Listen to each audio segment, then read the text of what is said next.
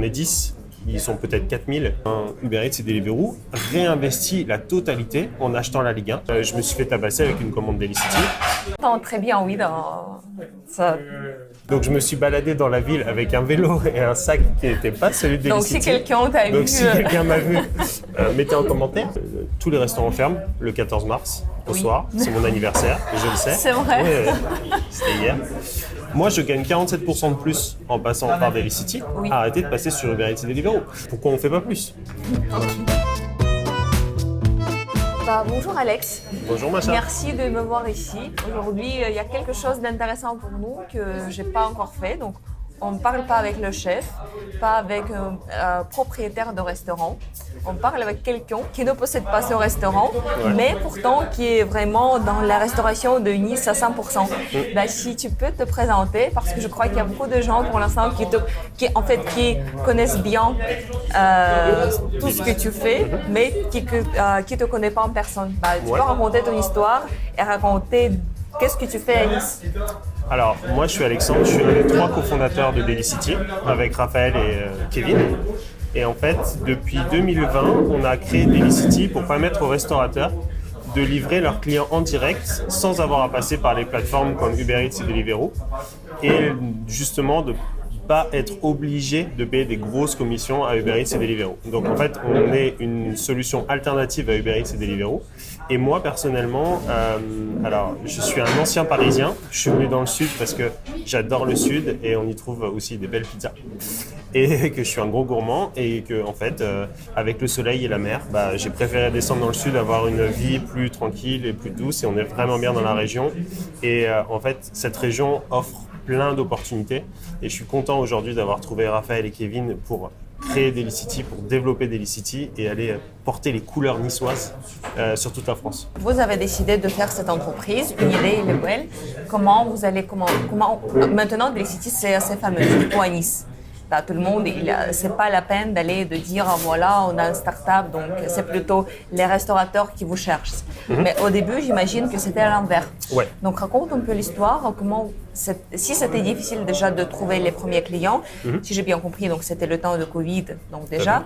Donc raconte un peu l'histoire de ces premiers mois, je ne sais pas combien. Ouais. Alors, si tu veux, on est en décembre 2019. D'accord. Avec Raphaël et Kevin, on avait souvent des brainstorms, parce qu'on travaillait ensemble déjà, on avait souvent des brainstorms sur tiens, et si on redevenait entrepreneur, si on arrêtait d'être salarié là où on est pour être finalement se lancer dans notre propre projet. Et en fait, le Covid est arrivé. 3 mois après. Et en fait, on avait déjà cette idée de se dire, mais c'est bizarre, pourquoi la livraison, il n'y a pas un système qui permet aux restaurateurs d'avoir accès aux livreurs? Parce qu'en fait, ils veulent juste des livreurs, ils ne veulent pas d'apport d'affaires forcément. Et là, le Covid arrive. Et tous les restaurants ferment le 14 mars au soir. C'est mon anniversaire, je le sais. C'est vrai. C'était hier. Et du coup, on se rend compte qu'il y a un vrai problème. Parce que là, les restaurateurs sont soit obligés de fermer leur salle, donc de fermer leur cuisine, de fermer le restaurant, soit ils sont obligés de passer par un Uber Eats ou un Deliveroo et payer 30% de taxes. Donc là, il y a un usage qui s'est installé auprès de tout le monde. Et par contre, il y a eu une sorte de taxe marketplace qui s'est installée aussi. Et en fait, là, on s'est dit, waouh, il se passe quelque chose. Vraiment, ça a changé, il faut qu'on se lance. Dans l'été, on a commencé à y réfléchir sérieusement. Les terrasses sont ouvertes et on a démissionné de nos travails respectifs, enfin de notre start-up. Et du coup, on s'est lancé avec la tech qui a été faite par Kevin, moi le marketing et le produit, parce que je suis ancien tech aussi, mais voilà, c'est Kevin qui fait toute la tech, c'est petite fusée, et Raphaël qui est allé faire le commercial et qui est allé voir les différents restaurants. Et effectivement, après cette période de Covid, c'était beaucoup plus facile de dire au restaurant, écoute, je t'offre une alternative pour pas que tu aies à payer les 30%.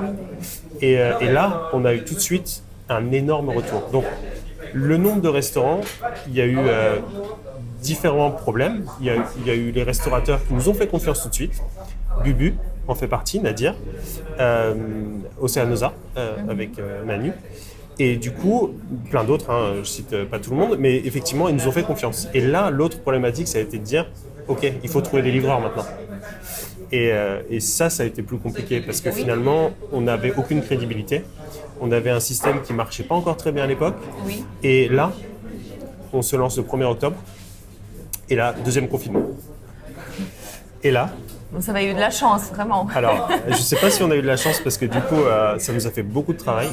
Mais il y a beaucoup de restaurants qui sont venus par bouche à oreille, besoin de ça, etc. Donc on s'est retrouvé avec finalement plus de restaurants que de livreurs. Ok. Et après, ça a été assez simple en fixant des prix de livraison plus corrects. Le message s'est répandu parmi les livreurs comme de la poudre. Et là, on a pu avoir des centaines de livreurs. Mais il y a une période quand même où on s'est rendu compte que c'était difficile, surtout quand il pleut, parce que la commande augmente, enfin le nombre de commandes augmente, mais par contre le nombre de livreurs diminue. C'est une particularité de Nice. Oui. Parce que en fait, les livreurs se disent il fait beau demain. C'est donc, ça. Voilà. Ce qui n'est pas le cas dans toutes les régions de France, heureusement. Mais du coup, il y a des soirées qu'on a passées à livrer nous-mêmes, Raphaël, Kevin et moi, en voiture. C'était un enfer. C'est de très bons souvenirs, hein, mais c'était un enfer. Mais minimum, tu as eu ton sac de Delicity. Oui, j'ai eu mon sac Delicity. Mais ouais, non, mais c'est intéressant parce que ça nous a permis de nous rendre compte que le métier de livreur est très difficile, c'est très solitaire. Et du coup, c'est des moments comme ça où tu te dis, ok, je comprends ce qu'ils font, je comprends pourquoi ils le font. Et c'est pour ça qu'après, on défend ces valeurs-là et on défend ces gars-là qui sont vraiment livrés à eux-mêmes quand ils font de la livraison et qui sont... En fait, qu'est-ce que vous avez fait avant? L'idée de créer une start-up en France, on n'est pas aux États-Unis où les start-up, on a tous les jours, c'est vite, c'est rapide, c'est facile. Donc déjà, je crois qu'aujourd'hui, la France, c'est pas le pays le plus développé en termes de quantité de start-up. Donc c'est quelque chose qui est assez difficile et je crois qu'il y a beaucoup de gens qui veulent bien peut-être de le faire un jour, mais ils ont des peurs.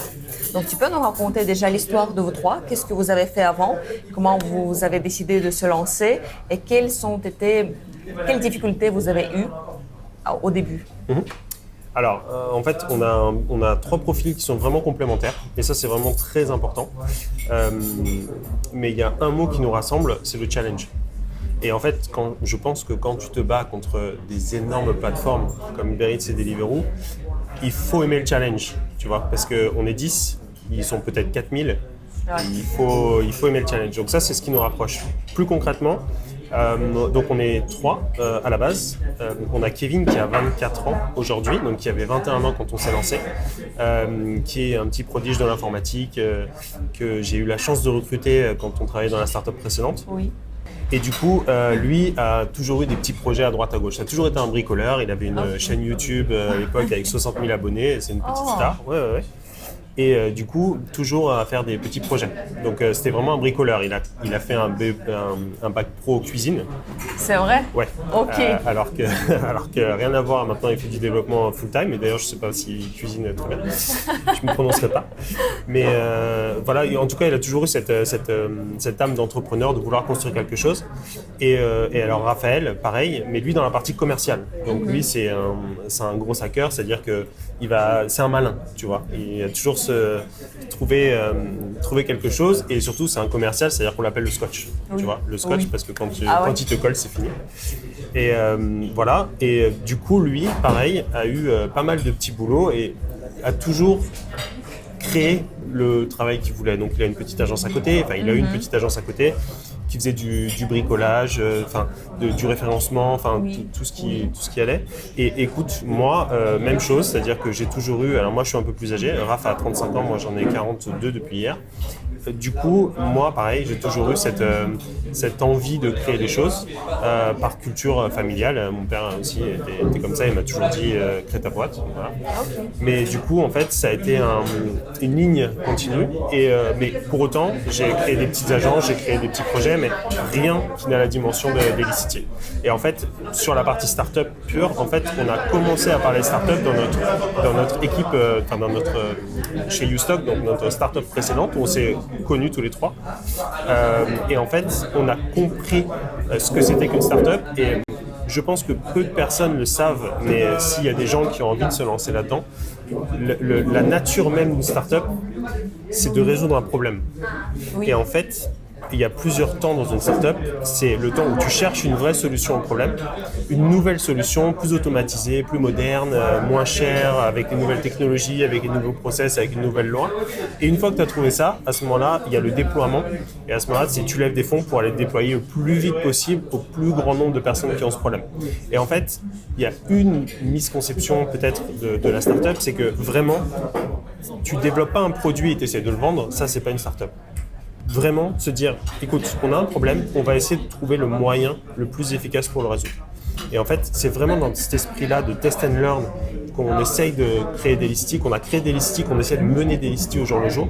Et c'est très important, vraiment, ce qui nous anime, Raphaël, Kevin et moi, c'est le challenge, l'envie de résoudre ça. Et un petit peu la gourmandise quand même. C'est le genre de sauce qui nous unit pas mal. Mais Delicity, quand tu dis que vous avez créé quelque chose pour que les restaurateurs puissent ne pas utiliser les services comme Uber, Deliveroo, mais vous avez finalement créé un autre service. Donc, quelle est la différence pour un restaurateur entre l'utilisation Uber, Deliveroo et Delicity? Alors, la grosse différence, c'est qu'on a créé, je te fais un petit peu une histoire de pourquoi on est arrivé à ça. C'est qu'un jour, Raphaël a appelé Oceanusa, qui est un de nos clients, un de nos premiers clients, un des premiers à nous avoir fait confiance. Okay. Quand Delicity n'existait pas, il a appelé Oceanusa pour avoir des sushis. Et en fait, Oceanusa lui a dit je suis désolé, je peux pas te livrer, mon livreur a eu un accident. Du coup, il faut que tu passes par Uber Eats ou Deliveroo. Oui. Et en fait, déjà, ça l'a un peu étonné. Et ensuite, il s'est rendu compte finalement que sur Uber Eats ou Deliveroo, les prix étaient 30% plus chers. Donc, des sushis que tu payais en direct à un certain prix, c'était 30% de plus. Donc, on a commencé à réfléchir sur le sujet et on s'est rendu compte que Uber Eats et Deliveroo prennent 30% de commission. Et 30% de commission, dans tous les business du monde, c'est la commission que prennent les apporteurs d'affaires. Or, la plupart des gens commandent dans un restaurant qu'ils connaissent déjà. Tu vois ? Donc en fait, on s'est dit, les restaurateurs n'ont pas besoin d'un apporteur d'affaires. Les gens ont besoin d'être mis en relation avec des livreurs. Et nous, ce qu'on fait, c'est de la mise en relation avec des livreurs indépendants. D'accord. Voilà. Du coup, on installe sur leur site, si tu vas sur primavoltanice.com, tu vas tomber sur le site e-commerce de Primavolta, sur lequel tu vas pouvoir commander en direct, comme c'était le cas dans les pizzerias avant qui avaient leur propre livreur. D'accord. Delicity et aller porter les couleurs niçoises. Donc pas besoin de passer par un Uber Eats et de payer leur commission, pas besoin de passer par un Deliveroo et de payer des prix plus chers. Chez nous, tu vas payer des prix qui sont plus justes parce qu'il n'y a pas de commission à payer. Donc les gens, ils vont passer directement la commande dans un restaurant. Mais après, le livreur, ça va être qui? Ça va être un livreur partenaire Delicity, qui est un livreur indépendant, donc les mêmes qui travaillent sur Uber Eats et Deliveroo parfois, mais du coup qui vont être mieux rémunérés parce que nous, on va intervenir comme des arbitres qui vont définir le prix de livraison. D'accord. Voilà. Et on va le fixer de manière plus juste, plus équitable, là où sur les plateformes, finalement, les prix sont un peu comment dire, sans être trop méchant, sont vraiment trop bas, parce qu'en fait, les plateformes, moins elles payent le livreur, plus elles gagnent d'argent. Nous, on n'a aucun intérêt à ce que le livreur soit mal payé. Le livreur doit faire une distance, donc il est payé un certain prix, que ce soit le lundi matin, que ce soit le samedi soir ou le vendredi, qu'il y ait beaucoup de livreurs connectés ou pas. Oui. Voilà. Et donc nous, sur chaque mise en relation, on ne gagne côté restaurant que 1 €. Ok. Voilà. Uber Eats et Deliveroo réinvestit la totalité en achetant la Ligue 1. D'ailleurs, ces grosses plateformes-là ne sont pas rentables. D'accord. Aujourd'hui. Et le plan, tu vois, qu'ils ont mis en place pour être rentable rapidement, c'est de baisser encore les frais de livraison de payer encore moins les livreurs. Ce qui est une aberration, sachant que déjà, ils sont vraiment, vraiment mal payés.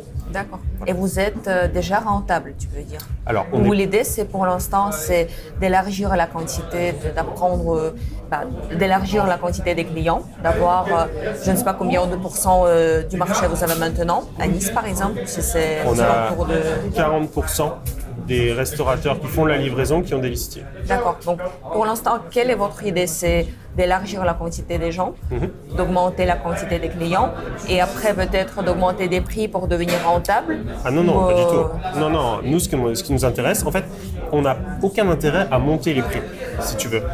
Le but Tous du jeu, les entreprises, ils ont l'intérêt d'augmenter les prix. Non, soit tu montes les prix, soit tu montes les volumes. Aujourd'hui, si on est sur 40% de part de marché de restaurants sur toutes les villes de France, on n'aura aucun problème en termes de rentabilité.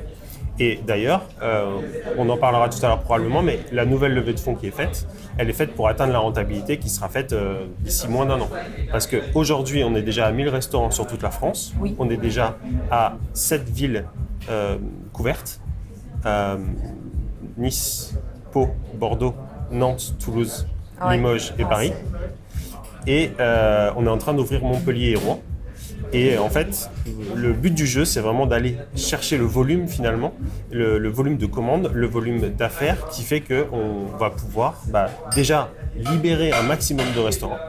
Deuxièmement, aider un maximum de livreurs à gagner mieux leur vie. Et ça, tu peux interroger n'importe quel livreur d'Elicity, il sera content finalement de travailler avec d'Elicity et ça devient nos meilleurs avocats. Oui.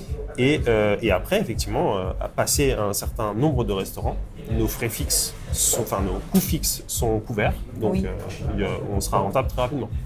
Donc, pour l'instant, vous avez à peu près 1000 restaurants. Ouais. Et l'idée, vous avez déjà cette planification, combien de restaurants vous devez avoir pour devenir rentable? Ouais, alors c'est entre 2 et 3 fois plus.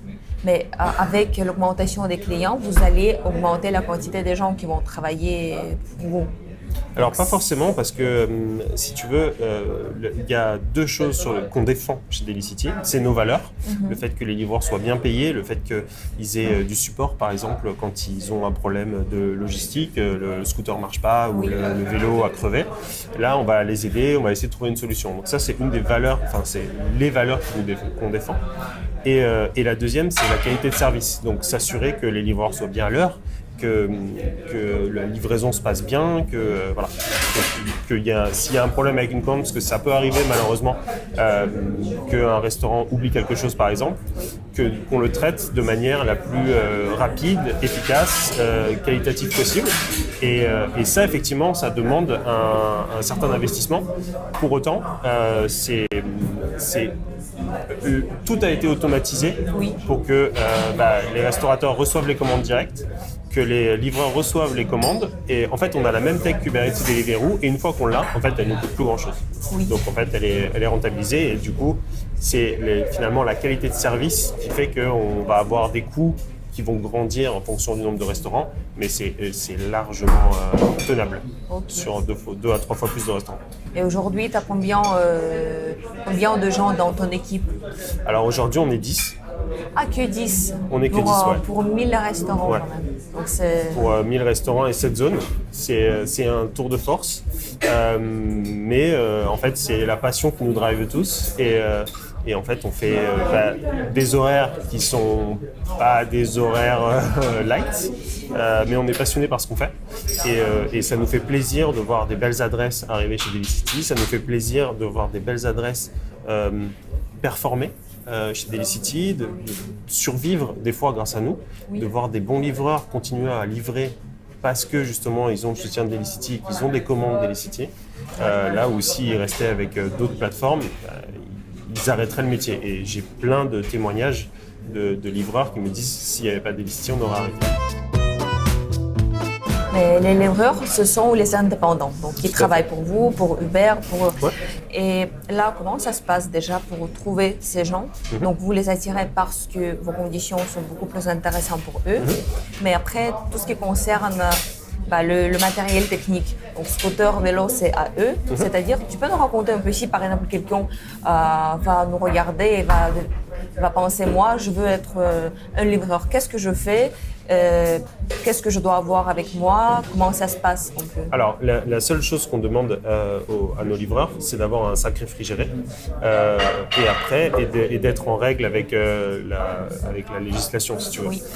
Ensuite, peu importe finalement que tu aies un sac d'un concurrent ou le nôtre, le but du jeu, c'est que tu sois professionnel et que tu sois à l'heure finalement et que tu sois correct avec le client. Et il y a une chose qui se passe, et ça répond à tes deux questions, je pense, c'est que si tu traites les gens avec du respect, si tu les payes correctement, si tu les soutiens quand ils ont un problème, eh ben, mine de rien, ils font du meilleur travail.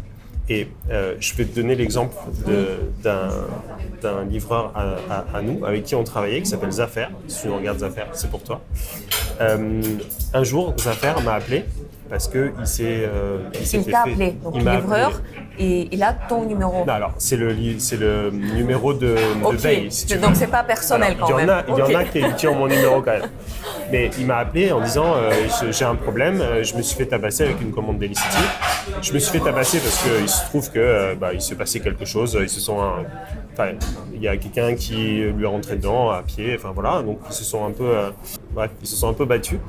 Et tout de suite, en fait, mon réflexe, et je pense que c'est normal, c'est de lui envoyer déjà un autre livreur qui va prendre en charge la commande, parce que lui partait avec les pompiers. Donc en fait, tu peux pas.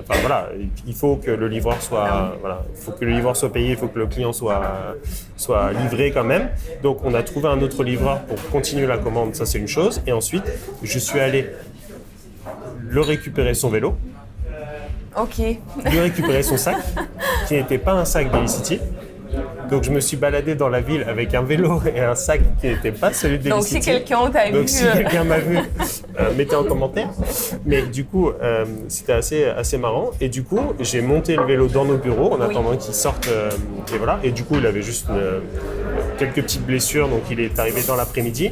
Et naturellement, sans rien que je lui demande, le lendemain, il a commandé un sac d'Elicity et il porte les couleurs de Delicity. Okay. Et il les porte avec fierté. Voilà. Et en fait, je pense que le problème des grosses plateformes, c'est que ces grosses plateformes ont tellement écrasé finalement les restaurants et les livreurs qu'ils ont réussi, c'est pas une réussite, mais qu'ils ont fait en sorte que tout le monde les déteste un petit peu. Tu vois. Oui. Donc, effectivement, Uber Eats apporte des commandes. Nous, on apporte des clients, tu vois. On te permet de livrer tes propres clients. La grosse différence aussi qu'on aime bien dire, c'est que si tu vas sur une des grosses plateformes, tu vas trouver des sushis. Oui.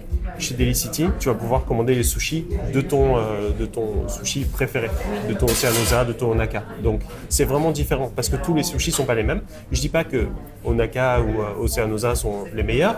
Je dis juste que tu en as forcément un préféré. Et nous, ce qu'on essaie de voir, c'est de te donner la possibilité de commander à ton restaurant préféré où que tu sois, sans avoir à payer de commission, parce que la commission, c'est un apporteur d'affaires. Et si c'est ton restaurant préféré, il n'y a à aucun moment un apport d'affaires qui a été fait. C'est vrai. Et si on commence dès le début, voilà. Mais comment ça peut être rentable? Parce que tout ce que tu racontes, c'est magnifique comme l'idée, j'adore. Super. C'est très bien. Livreur, il doit être bien payé, je suis d'accord. Restaurateur doit avoir la possibilité de gagner sa vie, c'est bon. Mais quand même, c'est pas une organisation caritative d'Elicity. Tout à fait. Donc l'idée de vous également, c'est de gagner d'argent. Et comment, avec le tech, tout le système de digitalisation qui coûte cher, les gens qui coûtent cher, pas tout, je ne sais pas combien, je vais demander combien de gens travaillent avec vous, combien vous pouvez avoir tout ça si vous recevez que quelques euros de chaque commande. Alors, si tu veux, c'est une question très intéressante, c'est une bonne question. La grosse différence finalement entre les 13 euros qui vont être gagnés d'un côté par les marketplaces et les 2,20 euros qui vont être gagnés par Delicity, c'est que le business model des marketplaces leur impose de tout réinjecter dans de la publicité. Aujourd'hui, Uber Eats et Deliveroo sont obligés d'acheter de la pub. Ils sont obligés d'acheter la Ligue 1, ils sont obligés d'acheter, de faire venir beaucoup de gens sur la plateforme. Nous, c'est pas notre métier de faire de la publicité. On fait quasiment zéro publicité. Donc on a un coût d'acquisition consommateur qui est de zéro. Et le vrai zéro. Ben oui, mais parce ça n'existe pas, zéro. Ben oui, mais c'est pour ça que c'est magnifique. C'est parce que les restaurateurs envoient leurs clients directement sur Delicity, via leur propre site internet ou en disant, bah voilà, moi je gagne 47% de plus en passant par Delicity, arrêtez de passer sur Uber Eats et Deliveroo. Et en fait, Uber Eats et Deliveroo finalement vont rester en général des apporteurs d'affaires. Et le rôle des restaurateurs, c'est de se réapproprier la clientèle et de dire, bah, la prochaine fois, si vous avez aimé mes pizzas, mes sushis, passez en direct avec moi. Et passez en direct avec moi. Donc, j'ai même pas parlé de Delicity, tu vois. Et donc, nous, ce qu'on fait, c'est on permet aux restaurateurs d'avoir ce discours-là, de se réapproprier sa clientèle et du coup, d'avoir une relation en direct et de construire un lien durable avec ses clients. Voilà. Et donc, nous, on est un logiciel, donc on a 70% de marge brute à peu près. Là où donc, vous avez combien de restaurants à Nice? Est-ce que tu sais combien de restaurants à Nice vous avez? On en a un peu plus de 400. 400 restaurants. Ouais. Et en général, tu as le nombre de restaurants qu'on a mis au total. Oui. Alors, Donc, qui si font vous la avez 400, livraison, il y en a un peu plus de 1100, je crois. ok. Et le nombre de restaurants total, je pourrais pas te le donner, mais on doit être autour de 2000 et quelques. Ok. Donc, parmi ces 4 restaurants que vous avez, Ouais. est-ce qu'il y a des restaurants que tu n'aimes pas mais du tout? Oula. Et tu sais que ce sont des restaurants qui travaillent pas bien, qui cuisinent, donc que tu n'aimes pas absolument en tant que client, bien Oula. que vous travaillez avec eux. Alors, si tu veux, si on reprend l'origine de Daily City, qu'on aime ou qu'on n'aime pas le restaurant, en fait, le restaurant, s'il a ses propres clients, il peut livrer ses propres clients. Et c'est le but du jeu, si tu veux. Ok. On n'est pas obligé d'aller dans tous les restaurants qu'on aime. Il y a forcément des restaurants qu'on va peut-être plus mettre en avant parce qu'ils ont un vrai savoir-faire. Il y en a qui s'investissent moins. Il y en a qui ne comprennent même pas l'intérêt de Daily City.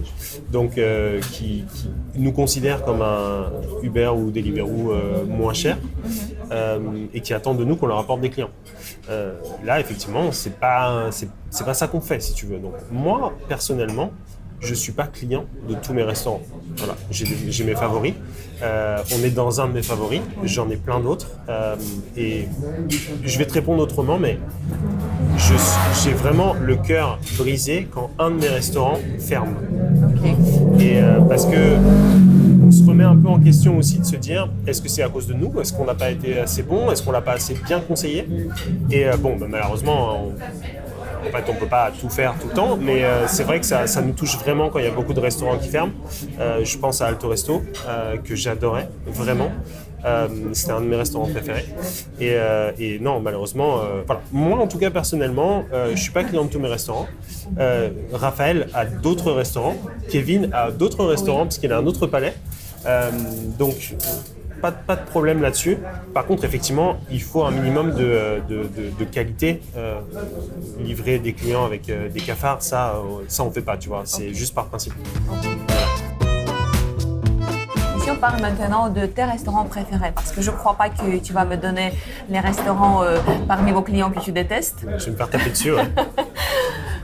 Mais ok, donne-moi tes 5 restaurants préférés parmi vos clients. Uniquement 5. Je peux pas, Macha, Voilà. je peux Ah, pas. ça, oui, c'est méchant. Non, je peux pas. Que 5. On va dire que les autres, ça va être pour 6e, 7e place. Ah, je vais me faire taper Mais dessus. que 5. Imaginons, tu dois choisir les restaurants, 5 restaurants, et tu vas manger uniquement dans ces restaurants pour toute la vie. Mais je peux pas, Macha, je vais me faire taper dessus. Ou on te donne pas les écoute. restaurants pas du tout. Ou tu choisis 5, on te dit maintenant tu manges plus de restaurants, En fait, au restaurant à Nice. alors je vais te dire parmi nos clients, ceux que moi je préfère personnellement, ça n'engage que moi. Ok, Voilà. oui, ton avis personnel, c'est ça. Alors je vais pas t'en donner que 5, je vais t'en donner un maximum, mais Prima Volta c'est quand même Oui. une très belle pizza. On va la goûter maintenant. On va la goûter maintenant. 2.0 qui est juste à côté, qui fait aussi des bonnes pizzas C'est napolitaines. pizza. Ok. C'est pizza. T'aimes Je bien fais par les thème, pizzas. hein. Ok. Je fais par thème. Il y a le Bavastro qui est juste à côté. Il y a Bubu Burger qui font d'excellents burgers. Qui sont, c'est un autre point, on en parlera peut-être après. Mais du coup, ensuite, alors moi je suis pas trop sushi, donc je vais pas te donner l'adresse de sushi. Il y a le Clay qui est magnifique, qui est un coffee shop un petit peu plus haut sur Bonaparte. Là comme ça, c'est déjà pas mal. Il y a j'aime bien le Yosé, mais il est pas client Daily City, mais voilà, c'est une belle adresse. J'ai Kalos, magnifique, petit sandwich en pita qui sont top. Et enfin voilà, je pense qu'à ça parce que c'est le quartier de la place du Pain et que j'adore. Mais est-ce que j'en vois d'autres? Non, après, encore une fois, si tu regardes mon historique de commande, il y a beaucoup de choses et systématiquement, par contre, on teste les nouveaux restants.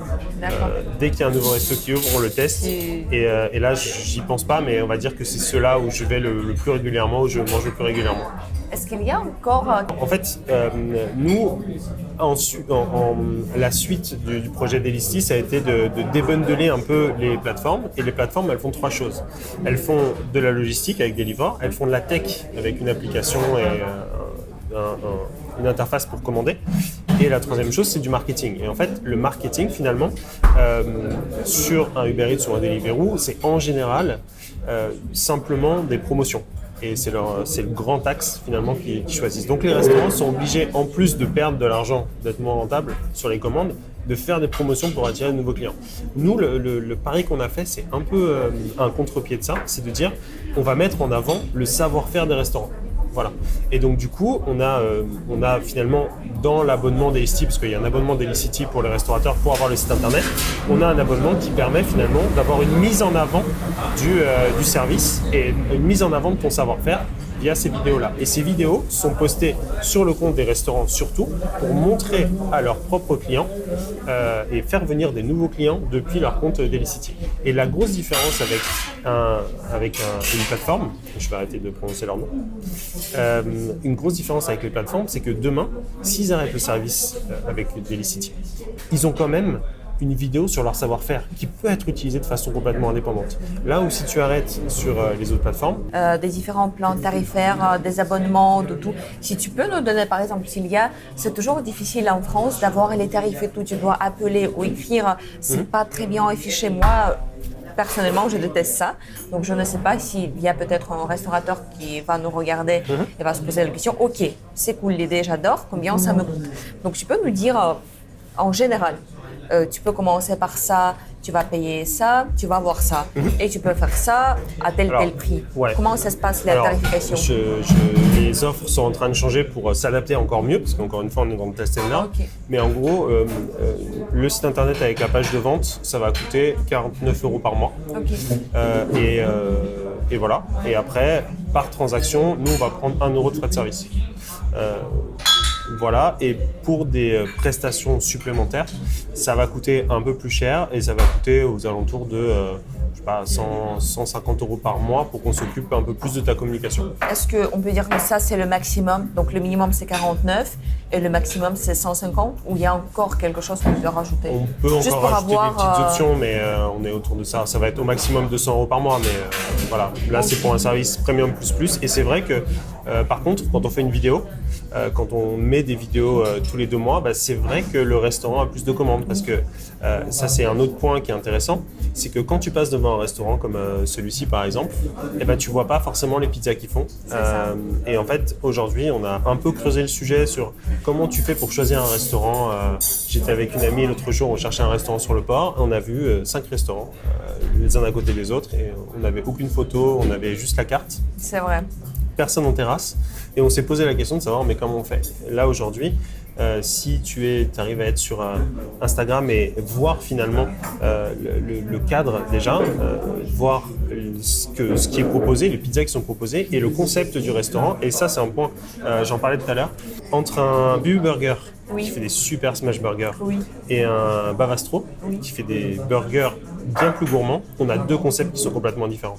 On a ici Prima Volta, on a juste en face la pizza chez Toto, que j'ai pas encore pu goûter, il faut que j'y aille. Ils ont 2 concepts complètement différents. Il y en a un, c'est une pâte fine avec des recettes traditionnelles. Ici, ça va être des pâtes napolitaines avec une pâte plus épaisse. Et même si tu regardes 2.0 pizza napolitaine, le concept est différent. C'est-à-dire que c'est des pizzas napolitaines aussi qui sont faites avec tout autant de passion. Mais par contre... Pour les 5 années à venir. Ouh là là. Écoute, donc là, on termine une levée de fonds avec des business angels de Paris, des clients, des restaurateurs à nous qui nous font confiance. Ok. Donc voilà, on termine cette levée de fonds-là pour attaquer le maximum de villes en France. On est en train d'ouvrir Montpellier et Rouen à distance, full à distance, et après il va falloir aller attaquer toutes les villes de France un maximum pour aller libérer finalement les restaurateurs de l'oppression des plateformes traditionnelles. Nous, ce qu'on veut, c'est vraiment qu'à chaque fois qu'il y ait une plateforme, finalement, qu'on soit une alternative à dire « Ok, pas de souci, va découvrir de nouveaux restaurants, peut-être sur Uber Eats ou Deliveroo, via des promos, etc. » Par contre, une fois que c'est ton restaurant préféré, une fois que tu as envie de recommander, passe en direct par le restaurant. Okay. Et donc ça, on va aller sur les différentes villes et je réponds absolument pas à ta question. Donc je reviens sur ta question. Dans les 5 ans à venir, on va continuer à se développer en France et normalement une nouvelle levée de fonds pour aller attaquer l'international, probablement l'Angleterre, probablement l'Espagne et après ce sera une question d'opportunités finalement. Et voilà, et je pense que va se passer des moments plus ou moins difficiles, au moment où on va vraiment devenir un acteur qui va commencer à faire du tort à des Américains, aux plateformes américaines. Et là, ils seront peut-être un peu moins gentils qu'ils le sont avec nous. En tout cas, aujourd'hui, ils nous ignorent un peu. Il y a un moment où on va vraiment les déranger. D'accord. Donc on verra ce qui se passe. Quand même, à l'international, vous avez dans la tête. Et dernière question qui est bizarre mais qu'on pose à tout le monde. Si tu peux poser une seule question à Emmanuel Macron, qu'est-ce que tu vas lui demander? Alors, c'est très de ne pas faire la guerre déjà, premièrement. Non, c'est plus sérieusement de mettre en avant, de continuer à mettre en avant. Il l'avait fait beaucoup et on l'avait un peu caricaturé sur la Startup Nation, mais de continuer finalement à mettre en avant l'innovation. Il faut que l'innovation soit mise en avant dans la France, dans l'Europe. Et c'est vraiment important finalement d'avoir des gens, d'avoir une génération de personnes, et ça fait plaisir parce que c'est vraiment une génération de personnes qui reprend les problèmes un par un et qui fait en sorte d'essayer de les résoudre un par un.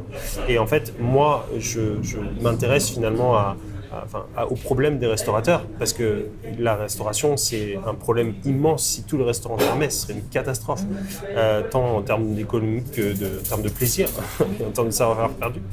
Mais il y a beaucoup de personnes qui s'occupent de problèmes qui sont bien plus graves. On était à une soirée hier de start-up. Il y a Paul Stock qui s'occupe de nettoyer les océans. Il y a un doudou qui est incroyable et qui a créé un anti-moustique naturel pour empêcher finalement la propagation des maladies en Afrique. Oui. Et vraiment, ça, c'est de se dire, OK, on a toujours fait comme ça, les grosses entreprises ont toujours fait comme ça. Les startups, c'est une façon de remettre les problèmes sur la table en disant, les grosses entreprises, finalement, on peut faire mieux. Et par fainéantise, vous restez finalement sur ce qui existe déjà. Nous, on va essayer de trouver mieux, parce qu'on va essayer de trouver quelque chose de plus intéressant, de plus scalable, de moins coûteux, de plus automatisé, de plus 2024, pour trouver une nouvelle solution à ce problème. Et ça, c'est vachement important, que des gens remettent finalement, re-challenge un petit peu le statu quo. Et si je peux donner si je peux poser une question à Emmanuel Macron, c'est et pourquoi on ne fait pas plus? Voilà. Ok, bonne question. Merci. Merci beaucoup, c'était un Merci plaisir à de toi. parler avec toi. Et maintenant, on va goûter les pizzas. Allez.